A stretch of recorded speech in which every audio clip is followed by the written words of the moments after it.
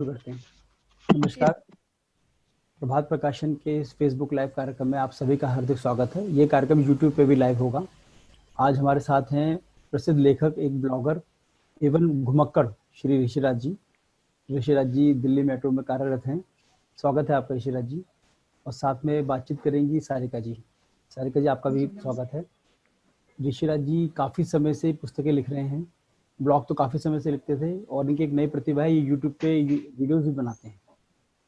और ये हमारा सौभाग्य है कि उनकी 5 पुस्तकें हमें प्रकाशित करने का गौरव प्राप्त हुआ है और कुछ किताबों पे काम चल रहा है।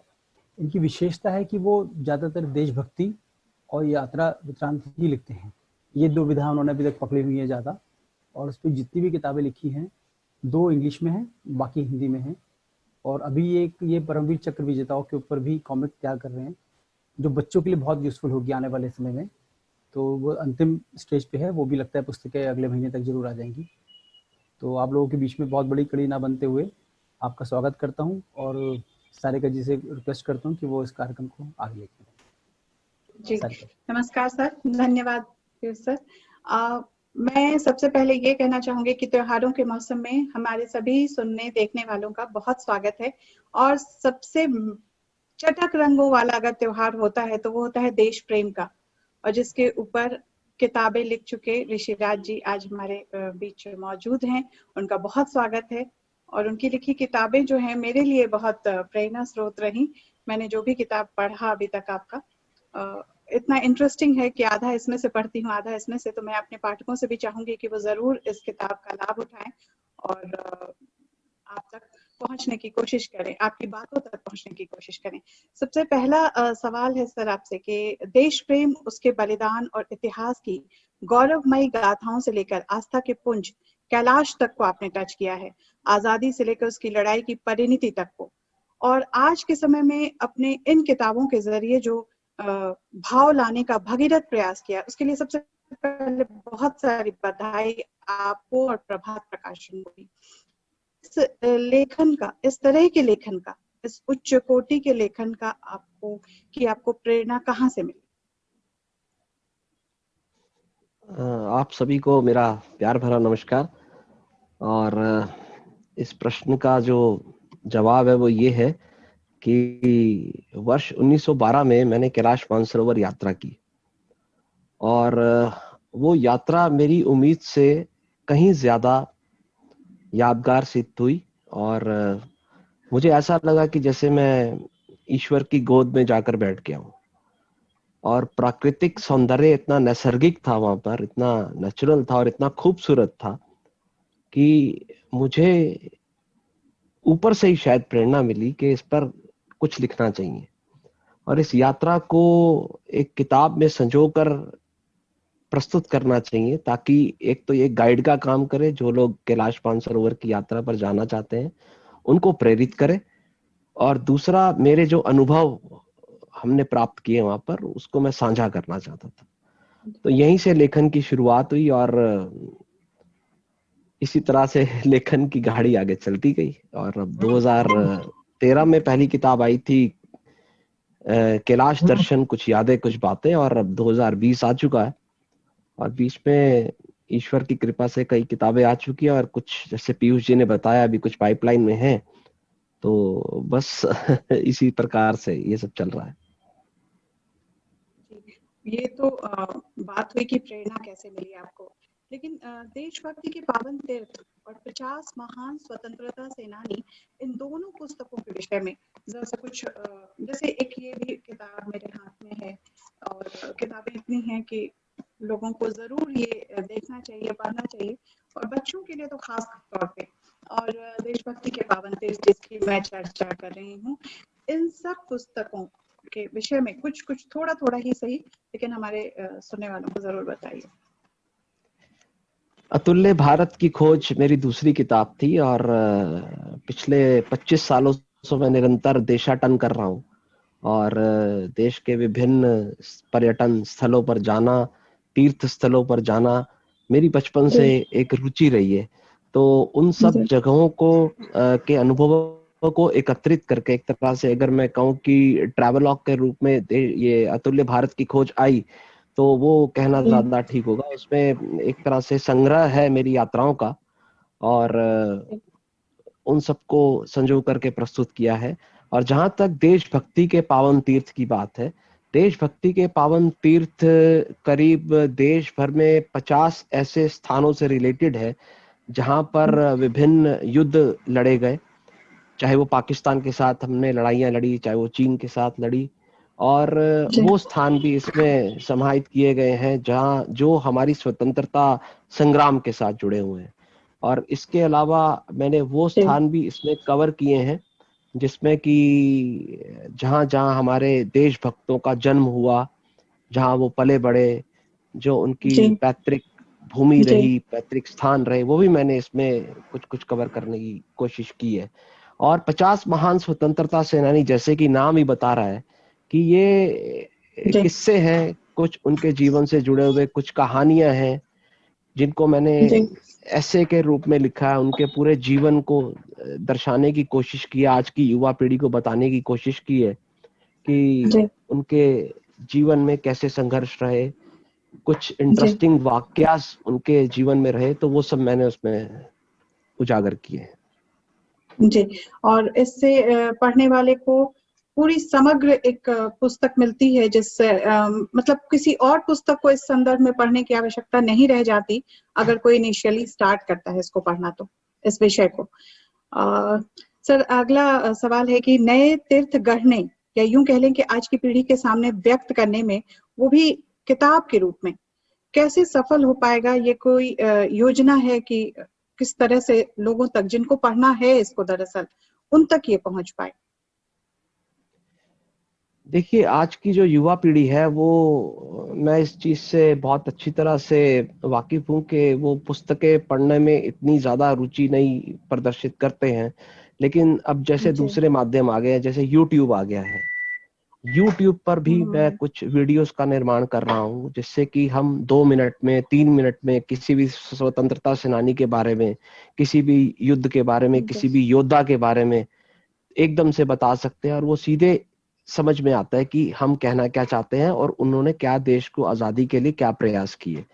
तो एक माध्यम ये है कि हम YouTube की वीडियोस के माध्यम से उन तक अप्रोच कर रहे हैं। और बच्चों के लिए विशेषकर, जैसे ये पुस्तक, एक कॉमिक हमने निकाला था पिछले साल जब जलियांवाला बाग के 100 साल पूरे हुए थे, सुनो बच्चों जलियांवाला बाग की कहानी। तो जलियांवाला बाग का जो सब्जेक्ट है वो अपने आप में बहुत बड़ा है और थोड़ा कॉम्प्लिकेटेड भी है, लेकिन अब बच्चों को बताना कि जलियांवाला बाग हुआ क्या था, तो उसको हम चित्रकथा की शेप में लेकर के आए और मात्र 10-12 पेजेस में हमने चित्रण दे करके उसमें बच्चों को समझा दिया कि ये हुआ क्यों था, क्या हुआ था, क्यों हुआ था, हमारे कैसे मासूम बच्चे, बूढ़े, जवान इसमें शहीद हुए थे। तो ये एक कुल मिलाकर के कई सारे चैनल्स हैं, कई सारे हम माध्यम सिलेक्ट कर रहे हैं जिससे कि आज की युवा पीढ़ी को हम इन सब चीजों से रूबरू कराएं, उनका इन शहीदों से परिचय कराएं। जी, बिल्कुल, क्योंकि उन तक पहुंचना है तो उनके तरीके से पहुंचना होगा, यही मेरे सवाल का मतलब था। सर, जब हम कुछ लिखना चाहते हैं और मान लीजिए लिख भी लें, लेकिन आखिर उसे मार्केट में लोगों तक, जिनके लिए हमने लिखा है, उन तक पहुंचाने के लिए एक प्रकाशक की जरूरत पड़ती है। और प्रभात प्रकाशन की क्या भूमिका रही आपकी 7 सफल पुस्तकों को देने में? अगर मैं ये कहूं कि आज अगर मैं लेखक हूं या कैसा भी लेखक हूं, तो वो प्रभात प्रकाशन की वजह से हूं।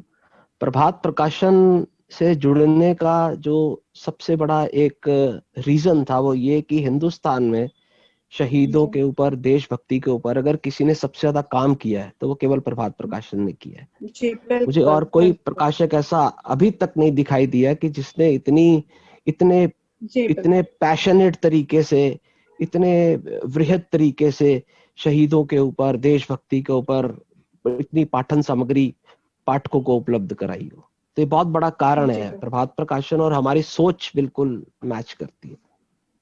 बिल्कुल, प्रभात प्रकाशन ने कभी भी अपनी गरिमा को बगैर खोए हुए, बगैर किसी चीज को देखे हुए जो किताबें छापी हैं वो समाज के लिए धरोहर हैं, इसमें कहीं से कोई दो राय नहीं है, बिल्कुल नहीं है। जी जी बिल्कुल। सर, जब आप ट्रैवल करते हैं तो लोग मिलते होंगे, और मैं ज्यादा तो नहीं जानती आपके विषय में, लेकिन बातें तो जरूर होती होंगी, इंटरेक्ट करते होंगे आप।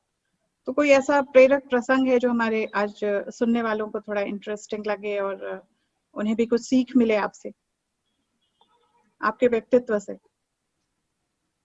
देखिए कि मैं इतना कह सकता हूं कि जो संवाद है, संवाद एक बहुत ही महत्वपूर्ण टूल है। मुझे लगता है कम्युनिकेशन इज पावर। मतलब हम जर्नल जीवन में भी, अगर हम नॉर्मल लाइफ में भी बात करें, तो मेरा निजी अनुभव ये है कि कितनी ही बातें सिर्फ संवाद करने से सुलझ जाती हैं। और अगर आप किसी स्थान के बारे में, किसी जगह के बारे में बहुत अच्छे तरीके से जानना चाहते हैं, तो आप बिना संवाद किए उस जगह के बारे में जानकारी प्राप्त कर ही नहीं सकते। और विशेषकर जब मेरा जो पेशा है वो किताब लिखना है, मेरा पेशा है ब्लॉग लिखना है, तो ये हमारा धर्म बन जाता है कि हम जो भी सूचना, जो भी उसके बारे में इंफॉर्मेशन हम अपने पाठकों तक पहुंचा रहे हैं, वो बिल्कुल जेन्युइन हो और वो फर्स्ट हैंड होनी चाहिए।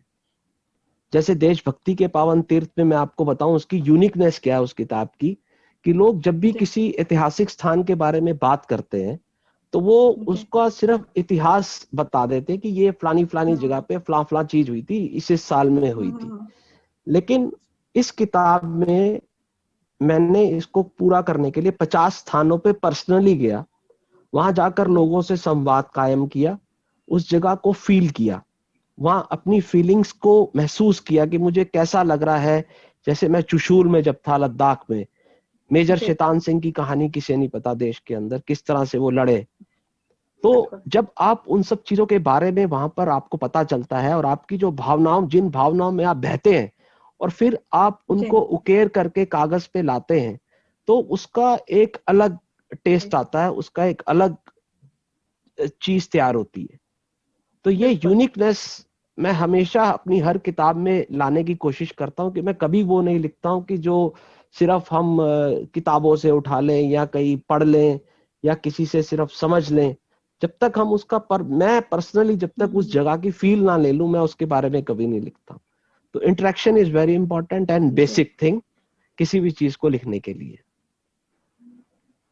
जी बिल्कुल, किताब में और इंटरनेट पे उपलब्ध सामग्री में, दोनों में फर्क तो होना ही चाहिए, क्योंकि जब तक वो फर्क नहीं आएगा तब तक आपकी चीज जेन्युइन नहीं बन सकती, रियल नहीं बन सकती। जी बिल्कुल, जी बिल्कुल। जो आपकी जापान की यात्रा का वृत्तांत है, आऊंगी उस पे भी, तो वो भी बहुत ही लगता है कि जैसे मैं ही बैठी हूँ हवाई जहाज में और मुझे ही वो खाना परोसा गया और मुझे ही फिर जब समुद्र आया तो डर लगा। ये सारी चीजें जो है इतने स्वाभाविक तरीके से लिखी हैं आपने उस किताब में। फिलहाल सर, आपके शहीद के गांव जाने पे, शहीद भगत सिंह से आपको बहुत लगाव है। आपके साथ साथ देश के हजारों लाखों नौजवानों को, इवन मुझे भी बहुत लगाव है। तो शहीद भगत सिंह से आपका जो विशेष जुड़ाव दिखता है, आप उनके पैतृक गांव खटकल कला भी गए और उनकी समाधि पे भी गए हैं। दिल्ली में भी भगत सिंह रहे हैं, विशेषकर जब असेंबली, जो आज का संसद भवन कहा जाता है, वहां बम फेंका था। उनसे जुड़ी ऐसी कोई घटना बताएं जिससे आप आम जनमानस परिचित न हो, जो हमने कहीं ज्यादा पढ़ा न हो, जानते न हो। भगत सिंह बिल्कुल मुझ जैसे करोड़ों युवाओं के हमेशा से एक दिल के करीब रहे हैं और हमेशा रहेंगे। वो व्यक्तित्व ही इतना विशाल है कि जिसका हम किसी के साथ भी कंपैरिजन कर नहीं सकते। जब उस समय की असेंबली, यानी कि आज के जो संसद भवन है आज के समय में, उसमें जब बम फेंका था भगत सिंह ने, तो बहुत कम लोगों को ये जानकारी है कि जो दिल्ली मेट्रो का एक स्टेशन है Kashmiri gate. Kashmiri gate metro station का गेट नंबर 5 है, उसके पीछे कुदेसिया बाग पड़ता है। कुदेसिया बाग में जब ये लोग बम फोड़ने के लिए जा रहे थे, वहां पर दुर्गा भाभी ने वहां इनसे मुलाकात की। दुर्गा भाभी ने अपने खून से भगत सिंह का तिलक किया और बटुकेश्वर दत्त और भगत सिंह साथ में थे। तो ये दोनों वहीं से टांगे में बैठ करके असेंबली की तरफ निकले थे। तो कुदेसिया बाग बहुत हिस्टोरिकल है। तो दिल्ली में मेरे ख्याल बहुत कम लोगों को इस बात की जानकारी होगी। और वहीं पर एक स्टूडियो हुआ करता था, अभी 2 साल पहले तक भी वो एक पुराना स्टूडियो था, उसका नाम था रामनाथ स्टूडियो। तो भगत सिंह का उन दिनों उस तरफ जी। आना बहुत रहता था। और जो उनका एक बहुत ही मशहूर फोटो हुआ हैट वाला, अगर आपको याद हो, पूरे हिंदुस्तान में उस हैट वाले फोटो ने पूरी क्रांति मचा दी थी और उनको एक बहुत ही फेमस पर्सनालिटी बना दिया था। जी तो जी हैट वाला फोटो भी उनका उस स्टूडियो में था, जो कुदेसिया बाग के बिल्कुल सामने हुआ करता था अभी 2 साल पहले तक। अब उसकी जगह कुछ नई बिल्डिंग आ गई है। और इसी तरह से दिल्ली विश्वविद्यालय में जो मेन उनका जी जी कुलपति का ऑफिस है, उस उनके ऑफिस के प्रीमाइसिस में ही जी अंडरग्राउंड में एक जगह बनी हुई है जहां पर उनको अरेस्ट करने के बाद कुछ दिन के लिए रखा गया था। तो वो जगह भी बहुत देखने लायक है, एक तरह से तीर्थ स्थली है वो तो हम जैसे लोगों के लिए। तो ये दो विशेष बिल्कुल जानकारियां मैं अपने सुनने वालों के साथ साझा करना चाहता था। जी। और मुझे लगता है जो लोग सुन रहे होंगे अब जरूर जाना चाहेंगे इस कोरोना काल में भी किसी तरह वक्त निकाल के उस जगह पे। और मैं तो जरूर जाऊंगी, मैं तो पक्का ही जाऊंगी। सर जी आपने हमारे देश के, भारत बहुत बड़ा देश है हमारा, इसमें 37 में से 34 यानी कि 34 राज्यों में आप भ्रमण कर चुके हैं ऑलरेडी। सही मायनों में अगर आपको आधुनिक जी भारत का राहुल सांस्कृतन कहा जाए तो कोई अतिशयोक्ति तो होगी नहीं। इसके अलावा आप लगभग 12 विभिन्न सरहदों पे यानी कि इंडिया के बॉर्डर्स पे, जो विदेशी बॉर्डर्स होते हैं, वहां जा चुके हैं। क्या आपको लगता है कि आप कभी इस विषय पर कोई पुस्तक लिखेंगे?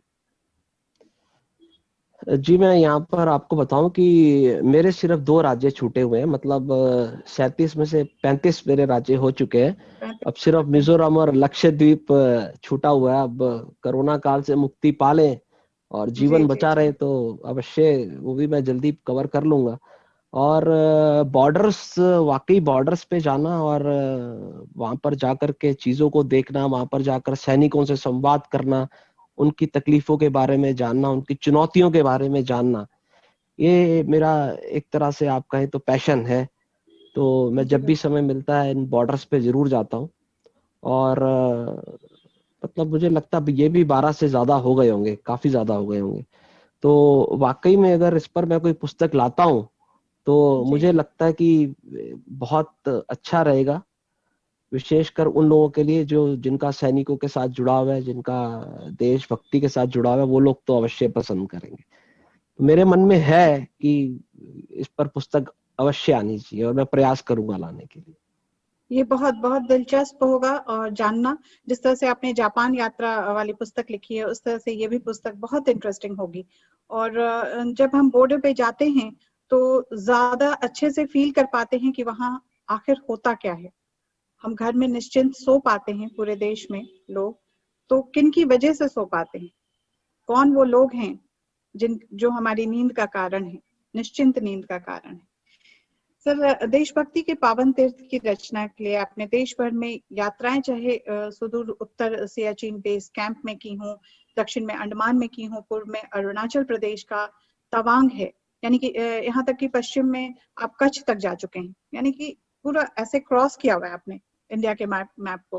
कुल मिलाकर आपने 50 से भी ज्यादा स्थान कवर किए हैं। इन यात्राओं को करने का कोई विशेष प्रयोजन, कोई कारण हो तो वो भी बताइए। और निजी तौर पर युद्ध और स्वतंत्रता संग्राम से जुड़े स्थानों पर जाने का जो आपका अनुभव है, जो फीलिंग है, बुक में तो आपने लिखा है लेकिन यहाँ भी आज हमारे पाठकों के साथ, हमारे सुनने वालों के साथ साझा। जी बिल्कुल। कारगिल में एक स्थान पड़ता है द्रास, जहां पर मुख्य कारगिल की लड़ाई मुख्य रूप से लड़ी गई थी। तो मुझे आज भी याद है कि विजयन थापर जब शहीद हुए थे, शहीद होने से पहले उन्होंने एक चिट्ठी लिखी थी अपने माता पिता को। द्रास सेक्टर कहते हैं शायद उसको। जी, द्रास जी, सेक्टर द्रास कहते हैं। सेक्टर शायद कहते हैं उसको। जी जी जी बिल्कुल। तो जब विजयन थापर युद्ध के लिए जा रहे थे, उनको पता था कि आज की जो चुनौती है वो बहुत ही कठिन है और वापस आना नामुमकिन है, लगभग नामुमकिन है। तो उन्होंने एक लास्ट लेटर करके, इंटरनेट पे भी वो कहीं ना कहीं मिल जाएगा, उसमें उन्होंने अपने माता पिता को लिखा कि जब तक आप ये पत्र पढ़ रहे होंगे तो स्वर्ग की अप्सराएं मेरी सेवा कर रही होंगी। उस पत्र में उन्होंने आगे लिखा था कि मैं ये चाहता हूं कि आप लोग आकर के एक बार अवश्य देखें कि हमने किन परिस्थितियों में लड़ाई लड़ी और किस स्थान पर हमने ये लड़ाई लड़ी। तो वो बहुत ही टचिंग लगता है कि मतलब कि एक शूरवीर जो देश के लिए युद्ध लड़ने जा रहा है और उसको पता है कि मेरी जान जो है अब देश के नाम होने वाली है, और लेकिन जो उनके जज्बात है, कम से कम उनके ये जज्बात है कि मैं देश के लिए जान अगर देने जा रहा हूं तो मैं ये एक्सपेक्ट करता हूं कि देश का युवा वो कम से कम कल को हमारे स्थानों पर आए, हमारे बारे में जाने, और वो उन स्थानों को देखे कि किन परिस्थितियों में, किन विपरीत परिस्थितियों में हमने लड़ाइयां लड़ी।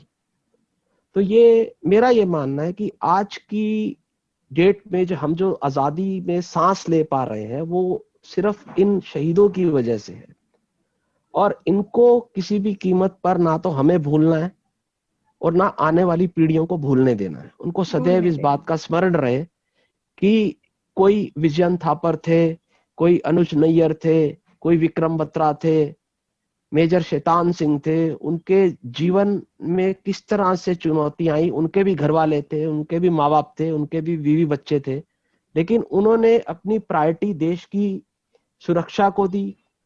देश के लिए उन्होंने अपनी जान हंसते हंसते कुर्बान कर दी। ये बहुत बड़ी बात होती है, और ये सिर्फ एक बात है भावना की। ये भावना हमको अपने अंदर से कभी भी खत्म नहीं होने देनी है। इसलिए मैं कोशिश करता हूं कि किसी भी शहर में हो तो वहां पर अवश्य जाऊं और उसके बारे में लिखूं, वहां शहीदों के परिवारों से मिलूं। उस कहीं पे कोई वीर स्मारक बना हुआ है, कोई शहीद स्मारक बना हुआ है, तो युद्ध स्मारक बना हुआ है, वहां पर अवश्य जाऊं। इस पे आपकी बाकायदा एक किताब भी है, देशभक्ति के पावन तीर्थ। इससे जी। अच्छा नाम कुछ हो नहीं सकता था कि देशभक्ति के पावन तीर्थ हैं ये।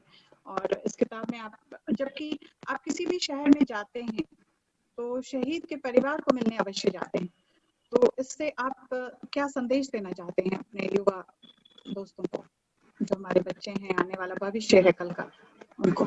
मैं युवा दोस्तों के साथ साथ सभी अपने पाठकों को एक संदेश देना चाहता हूं कि हो सकता है आपके अपने मोहल्ले में, आपके शहर में अवश्य होगा कोई ना कोई ऐसा परिवार अवश्य होगा जिसने अपना बेटा, जिसने अपना पति, जिसने अपने घर वाले को किसी ना किसी युद्ध में, किसी ना किसी आतंकवादी मुठभेड़ में खोया होगा। मतलब उनके घर वाले ने, किसी ने देश के लिए जान दी होगी। तो जो किसी भी शहीद ने जान दी है, जैसे मैंने अभी बताया कि वो देश के लिए दी है, हमारे लिए दी है, और हम सबका कर्तव्य इतना तो बनता ही है कि हम जाकर के उनको 2 शब्द कह दें उनके परिवार वालों के, जी हम आपके बहुत आभारी हैं, और या ये कह दे कि जो इन्होंने काम देश के लिए किया उसको हम नमन करते हैं, उनके काम को नमन करते हैं, उनकी स्मृति को नमन करते हैं। तो मुझे लगता है कि ये हम सबका कर्तव्य है। मैं सिर्फ कर्तव्य याद दिला रहा हूँ और खुद उस कर्तव्य का पालन करने का एक प्रयास करता हूँ। जिस भावना को लोग भुलाए बैठे हैं, हमारे देश के लोग, सारे लोग तो नहीं भुलाए बैठे हैं, लेकिन जो लोग भुलाए बैठे हैं उन्हें आप याद दिला रहे हैं, और आने वाले पीढ़ियों के लिए ये किताब बहुत ही काम की होगी, जिसमें वो सारी जानकारियां हैं जो उन्हें इंटरनेट पे फीलिंग के साथ तो कभी नहीं मिलने वाली। सर, अगली बात आपसे ये करनी है कि आपने सभी 12 ज्योतिर्लिंग, जो बहुत सारे लोगों का सपना है, जो मेरा भी है, 7 ज्योतिर्लिंग हुआ, बाकी नहीं हो पाया, 12 ज्योतिर्लिंग सभी आपने यात्राएं कर ली हैं, और चारों धाम की यात्रा भी संपूर्ण की हुई है, जिसको हम हिंदू धर्म में चारों धाम कहते हैं। आपको नहीं लगता इस विषय पे पुस्तक आनी चाहिए, जैसे कि आपने कैलाश मानसरोवर की यात्रा पे पहली पुस्तक लिखी थी अपनी? मैं आपको इसके पीछे एक इंटरेस्टिंग स्टोरी बताता हूँ कि मैंने एक महाराष्ट्र में ज्योतिर्लिंग पड़ता है, तो उसको मैंने दर्शनों के लिए जाना था। 2006 की बात बता रहा हूँ, लेकिन मुझे उसके बारे में पता ही नहीं चल पाया, ये कोई इन्फॉर्मेशन ही नहीं मिली ठीक से कि वो कैसे जा सकते हैं, कहाँ जा सकते हैं। मैं 2 दिन बॉम्बे में था, लेकिन वो वहां पर मैं जा ही नहीं पाया। तो मुझे अक्सर लगता है कि इस पर किताब, घृष्णेश्वर है यहाँ पर औरंगाबाद के पास में, और लेकिन मैं जिस ज्योतिर्लिंग की बात कर रहा हूँ, मैं भीमा शंकर की बात कर रहा हूँ। भीमा शंकर पड़ते हैं पुणे से थोड़ी आगे, एक जगह पड़ती है मंचर, मंचर से लेफ्ट मुड़ के करीब और 30-40 किलोमीटर जाना पड़ता है। लेकिन उस समय मैं बॉम्बे में था और 2 दिन तक बैठा रहा। मैंने कई मित्रों से पूछा कि मुझे भीमा शंकर जाना है, तो कोई ठीक से मुझे गाइड नहीं कर पाया कि शायद यहाँ से है, शायद वहां से। सुनने में बड़ा अजीब लगता है, लेकिन तब से मेरे दिल में है, मेरे 2008 में शायद सारे ज्योतिर्लिंग हो गए थे, मेरे दिल में तब से एक ऐसी गाइड होनी चाहिए कि जिसमें पूरी जानकारी हो ज्योतिर्लिंग कहाँ कहाँ पर है और आप कैसे कैसे पहुंच सकते हैं। और उस ज्योतिर्लिंग पुस्तक में हम अगर 4 धाम भी जोड़ दें तो और ज्यादा अच्छा हो जाएगा, बढ़िया हो जाएगा। जैसे कि मेरे साथ ही हुआ था, मैं उज्जैन तक की यात्रा का टिकट मैंने करवाया था महाकालेश्वर के दर्शन के लिए, लेकिन मुझे ये नहीं पता था कि थोड़ी ही दूरी पे मामलेश्वर और ओमकारेश्वर। तो ये जी, तो वो मुझे ट्रेन में पता लगा टीटी के द्वारा कि आप जब वहां तक जा रही हैं तो आगे इंदौर उतर के फिर आप चल जाइए। तो आपकी किताब बहुत ही लाभदायक होगी, एक पाठक तो यहाँ भी बैठा है इसके लिए। सर जी सर, आपकी चौथी किताब है एक भारतीय की जापान यात्रा, जो मेरे हाथ में है और रियली बहुत इंटरेस्टिंग है। इसमें आपकी लेखनी की एक एक पल की खबर देती हुई लगती है, खाने से लेकर कैसे हवाई जहाज जब उतरने लगा, पानी देखकर आपको लगा कि ये क्या हो गया है, पायलट को क्यों यहाँ उतार रहा है, फिर जमीन आ गया। तो जापान तो है ही पानियों से घिरा हुआ समुद्र के बीच में, तो उसकी बहुत सारी जानकारियां समेटे हुए एक समग्र यात्रा का जो वृत्तांत होता है, एक्सप्लेनेशंस होता है, सारे कारण, इफ एंड बट्स के साथ, आपकी फीलिंग्स के साथ, उसका आपने जिक्र किया है। और 1964 में जो बुलेट ट्रेन वहां स्टार्ट हुआ था, जिसकी वजह से शायद आपने ये ऑफिशियल यात्रा की थी, 2019 में ये किताब लिखी गई, तब तक एक भी एक्सीडेंट नहीं हुआ। तो ये एक अपने आप में बहुत माइलस्टोन बात है कि कोई एक्सीडेंट नहीं हुआ, कोई हैपन जैट्स नहीं हुआ। तो ये एक बड़ी बात है। आप इसको अगर एक्सप्लेन कर देंगे, क्योंकि आपका काम भी वही है, आप अपने काम के विषय में भी बताएं हमारे सुनने वालों को। आपने जापान देखा है, बहुत ही लाइवली सिटी माना जाता है उसे, देश माना जाता है। क्या यही वजह रही कि कभी भी किसी भी तरह का एक्सीडेंट, क्योंकि वो टेक्निकली बहुत अपग्रेडेड है नो डाउट, तो इस वजह से या डिसिप्लिन की वजह से आपकी नजर से वो क्या बात रही, वो हमें बताइए और उसकी एक प्रेरणा हमारे सुनने वालों को देते चले। देखिए, जापान जो देश है, स्वामी विवेकानंद का आपको पता ही होगा, जब वो शिकागो गए थे विश्व धर्म सम्मेलन में शामिल होने के लिए, तो वो जापान रुके थे कुछ दिन के लिए। जब वो लौटे तो उन्होंने एक वक्तव्य जारी किया, एक बताया लोगों को कि मेरे को लगता है कि हर भारतीय को अपने जीवन काल में एक बार जापान अवश्य जाना चाहिए। और उसका जो कारण मेरे को असली समझ में आया, जापान में जब मैं 18 दिन रुका, तब मुझे इस बात का एहसास हुआ कि सबसे बड़ा डिफरेंस जो जापानी और भारतीयों में है कि किसी भी जापानी से अगर आप कोई भी काम बोलेंगे, वो पहले सोचेगा कि इसका मेरे देश पर क्या प्रभाव पड़ेगा। और हमारे यहाँ अभी इस चीज की कमी है। मतलब कोई भी जापानी ये सोचेगा इससे मेरे देश का क्या भला होगा, तो ये मैं काम उस हिसाब से करूंगा। और इसीलिए शायद जापान इतना समृद्ध है। और जैसा कि आपको पता ही है कि जब उन पे एटम बॉम्ब से हमला हुआ और 1964, बहुत ज्यादा गैप नहीं था दोनों के बीच में, चंद वर्षों में ही उन्होंने बुलेट ट्रेन का निर्माण किया और इतना बढ़िया किया कि आज तक वो निर्बाध रूप से चल रही है। आज तक भी उसका एक भी एक्सीडेंट नहीं हुआ है। शायद इसीलिए भारत जो है, अपने यहाँ जो बुलेट ट्रेन हम लाने की बात कर रहे हैं, वो हमारा जापान से करार हुआ है, आपको पता ही है इस बात का। और शीघ्र ही भारत में भी बुलेट ट्रेन चलने लगेगी। तो यही कारण है कि जापान इतना डिसिप्लिन्ड, इतना देश प्रेम से भरा हुआ देश है, लोग इतने डिसेंट हैं। मतलब वाकई मेरे को भी ये लगता है कि स्वामी विवेकानंद ने सही कहा था कि हर भारतीय को एक बार जापान अवश्य जाना चाहिए अपने लाइफ टाइम में। जाना चाहिए, उससे हमें अपने देश की कद्र मालूम होगी, जो अक्सर हम अपने दिनचर्या में भूल जाते हैं। बहुत अफसोस की बात है। लेकिन आपकी किताबें जो एक बार पढ़ लेगा, उसे कुछ दिन तक तो बिल्कुल ही वो एनर्जाइज रहेगा और आपने जो जो जगह बताई है दिल्ली में, वहां जरूर जाना चाहेगा। सर, कार्यक्रम चूंकि वक्त, घड़ी तो रुकती नहीं है किसी के लिए, हमारे लिए भी नहीं रुक रही है, बढ़ी चली जा रही है।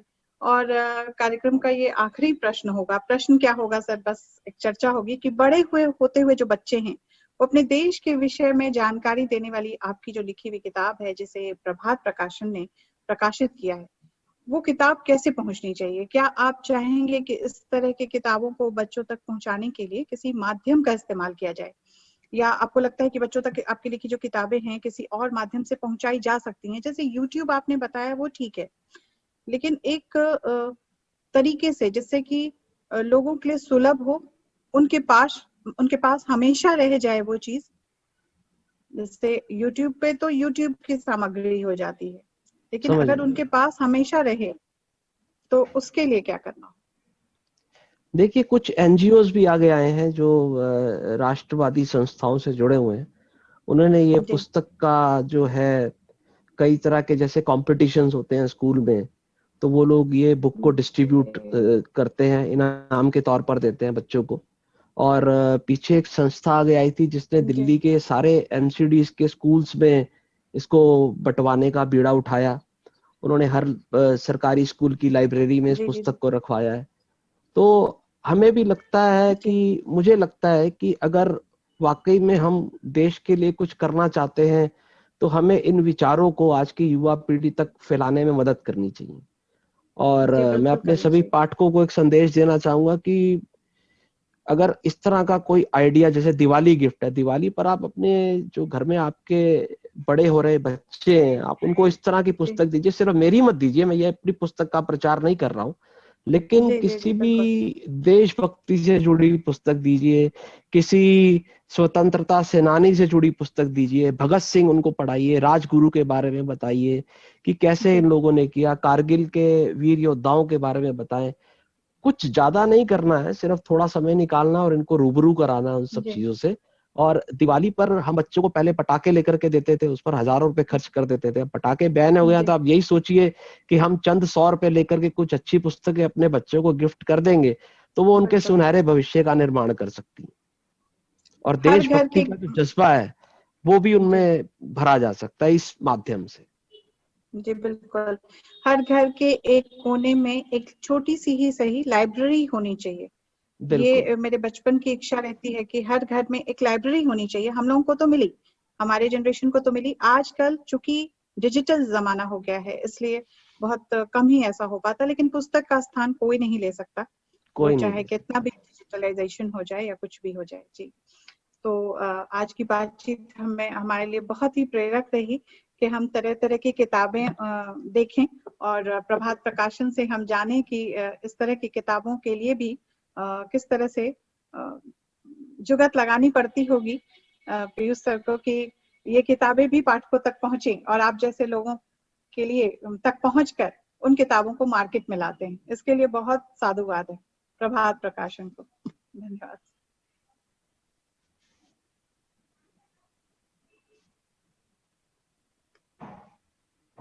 आवाज नहीं आ रही है। जो नई पीढ़ी है, जो नए बच्चे हैं, उनको ये सब पुस्तकें पढ़नी चाहिए और ऐसे साहित्य पढ़ना चाहिए, ऐसे म्यूजियम्स में जाना चाहिए, और एक परिवार में माहौल होना चाहिए कि देशभक्ति के प्रति हम लोग जागृत हों, क्योंकि ये हम बहुत स्वर्णिम युग में हैं और पूरा विश्व भारत को देख रहा है।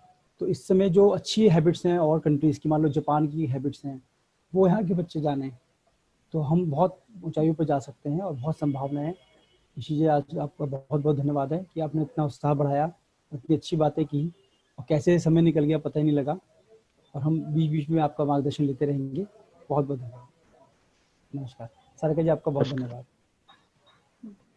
बहुत शुक्रिया सर।